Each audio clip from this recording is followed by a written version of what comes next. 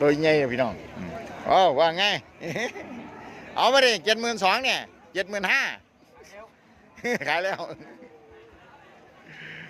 เขาเจ้าก็มาเพี้ยอยู่ดอกตัวใหญ่ดีวันนี้เนาะตัวใหญ่เดี๋ยวก็ได้ขายดอกตอนนี้ได้ตัวผูมาเนาะตัวเมียมีบ่มีอยู่นี่เรียบร้อยแล้วนี่เนี่ยนี่อันนี้เรียบร้อยแล้วเอามีเทบ้านมาซื้อเลี้ยงเอากันมีตัวไม้กับเอาเบอร์โทรตัวไม้ไปโหลดเอาตัวนี้ตัวผูเอาฝากเบอร์โทรมา080 701 3324ตอนนี้เราตัวผูมาขายกันมีตัวเมียกะโทรหาเพิ่นไปพี่น้องพ่ออยู่สนามก็มาอุดหนุนเราเด้อนี่เอาอุดหนุนเราไปเราก็มาประจำนะพี่น้องการซื้อการขายมันก็ต่อรองกันไปมันจะได้ควายงามควายหยังกับบอกกันแล้วหาให้ยุคอกยังกับมีเบิดละพี่น้องนี่ตัวใหญ่ละพี่น้องตัวใหญ่ต่อรองกันว่า